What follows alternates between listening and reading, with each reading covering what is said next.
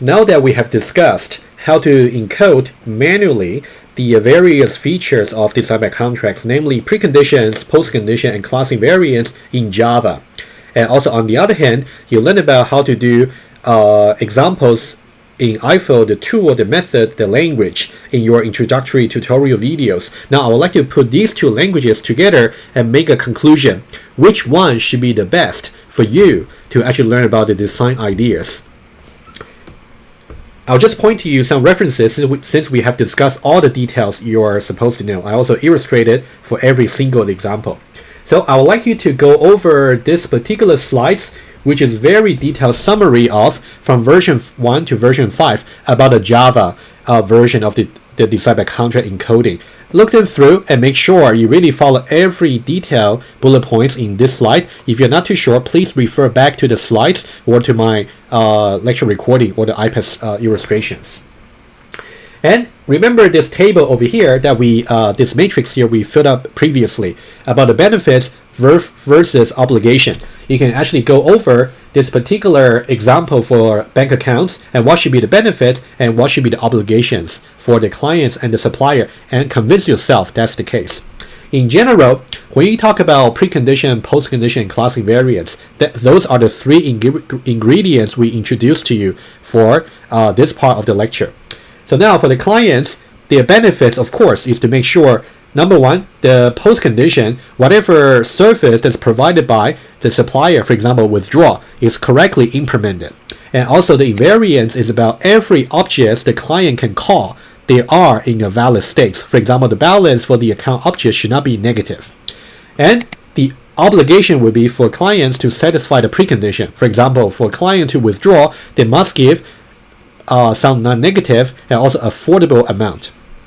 Symmetrically, whatever that's the obligation for the clients is something that this supplier can assume as benefits. And also whatever the clients have to enjoy as the benefits, those are the obligations for the supplier. Okay, so please review these two matrices and make sure you understand design by contract just to reinforce. Okay, let me now compare Java versus Eiffel, and then the rest of this part of the slides you can do your self-study, right? I don't need to really read them off in front of you. Let me just compare final time. If you recall the version of design by contract for Java, I put the final version number 5 for both clients and supplier to actually show you. Okay, let me just show you very quickly. For the supplier over here, it's convoluted because in order to encode precondition, we have to negate it as exception conditions, logical negations. And also in order to check the class invariance, it must be placed at the end of every single method in the class. And for method specific condition that we would like to meet in order to check if the supplier has done the right job, we have to encode the so-called post condition. However, the post condition typically relates between values in the pre-states and values in the post-states. That's why we have to manually encode, for example, the balance in the pre-state so that we can compare that against the updated version and make sure the relationship is actually satisfying. So these are all the details you as a supplier have to manually encode. Wouldn't it be nice if all such thing can be supported by the native syntax of the language for design? That's about the supplier, and how about the clients? So let's say for the client over here, so for the clients, it's even more convoluted, I can tell you. All the clients wants to do is to declare the supplier type and also call some supplier method. That's all the clients want to do. However, because we're using assertions, we're using exceptions, number one, you have to use a try and catch block over here. That's really overburdened the client way too much. And also, this particular class invariance over here, which is assertion, right? So remember what I said about, okay, this is class invariance. Because this is assertion, so this is actually private. Meaning that when you generate a Java doc for this particular class over here in Java, this particular class invariant would not appear in the interface for this class. So the clients would still have no way, the clients over here will still have no way to know about this particular class invariant. So it's actually private to the supplier, which is useless. Okay, so we talk about how you deal with a client, how you deal with supplier. So design by contract is somehow more or less doable in Java, but in a way that's counterintuitive and also counterproductive. So we would like, for the purpose of this course, to have a nice and clean language for you to learn about the core design ideas. So that's why we switch to this new language over here. So I'm just going to highlight the main features. So you would have been given some introductory tutorial videos to go over the language features and also tool feature and method features in details. So in Eiffel, it will better suit our purpose for teaching and learning design. So let's say about implementation, you can actually see that over here. So you have a class, and then for every, we said, so in Eiffel, we actually don't call methods, we say feature. And feature can either be a query or it can be a command. But let's just stick to the convention. So every feature over here, so now within the do and end body over here, so this is the so-called implementation.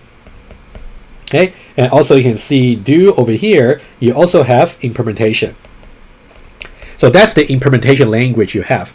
On the other hand, you also have specification language, which will be for you to write contracts. What can be the contract you can write? So you can see precondition over here. This is now no longer the logical negation anymore, like in Java case. So this is just the service condition. So that's a precondition here, and you have precondition here in a nice and clean syntax. And also you got post condition over here. And then you can see we simply use the O keyword. In later lecture, we'll talk about exactly how you can use the O keyword in more sophisticated example. But I think about O keyword just a convention for Eiffel compiler to do memorizing the pre-state values for you. You don't need to do it yourself manually. And also the class invariants. So everything can be done in a nice and easy way because Eiffel supports design by contracts natively. So that's really will facilitate your learning about design. And also in Eiffel Studio, the tool, you can also choose to show your class in the contract view. So this will only show everything but the implementation, right? So now you can see we only show the required, the precondition, and also precondition here, and also we show the post condition, and also we show the invariants for the class. So you can think about this like a very abstract and interface view for your class. That's very beneficial. So now these two slides, think about them to really see the difference between the suitableness for the two languages for design between Java and Eiffel. Okay, let me go back to here, the slides for DbC. Again, it's a summary from the example we have gone through. So again, please read it, and then I'm gonna skip this because I covered them already in detail. And then for design by contract for Eiffel, that's the class we just saw. And then you can also show the contract view showing contracts only. Okay, that's a contract view. And finally, some reminder about the syntax for Eiffel. For every class, you have to declare explicitly the list of commands as your constructors, and then you can have as many features as you like as a way to really organize all your features. And then always think about the class invariants. That's really the crucial bits about design by contract you should really pay attention to. Okay, and then for individual feature, for example, command, you have some precondition here, and as part of the implementation, you may declare local variable.